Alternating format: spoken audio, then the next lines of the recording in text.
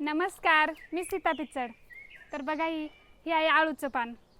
तर आळूच्या पानाचे भरपूर सारे तुम्ही पदार्थ खाल्लेले असतील, पण तुम्ही कधी बघितले का आळूला फूल येतं ते?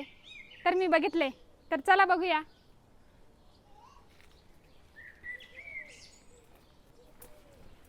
तर बघा आळूला फुलं आलेले.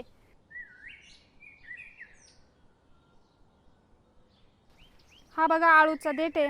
तर ह्या देठातूनच वरती एक कोंब आलेले आहे. म्हणजे हा पण देठच आहे. त्याला मस्त फुल आलेले पिवळसर आणि नारंगी रंगाचं. तर आळूच्या फुलांची 3 भागामध्ये विशिष्ट विभागणी आहे. सर्वात खाली जो फूल येतो ना, तर त्याला मादी फूल म्हणतात. त्याला मध्यभागी फूल येतं त्याला वंद्य फूल म्हणतात. आणि सर्वात वरती फूल येतं त्याला नर फूल म्हणतात. तर आळूचे ना भरपूर सारे प्रकार येते, पण आमच्याकडं हे लांबट गोल पानांची आळू आहे.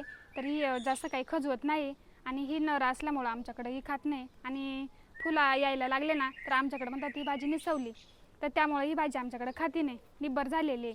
तर आळूच्या पानांमध्ये व्हिटॅमिन ए आणि व्हिटॅमिन सी असतं. त्याचबरोबर याच्यामध्ये फायबरचे प्रमाण जास्त असल्यामुळं वजन पण कमी व्हायला मदत होते, पचनक्रिया सुधारते. परत याच्यात तंतुमय घटक येते, त्वचेसाठी खूपच फायदेशीर आहे. व्हिडिओ आवडल्यास लाईक करा, शेअर करा, कमेंट करा आणि चॅनलला सबस्क्राईब करा. भेटूया अशाच नवीन एका व्हिडिओसह. तोपर्यंत बाय बाय.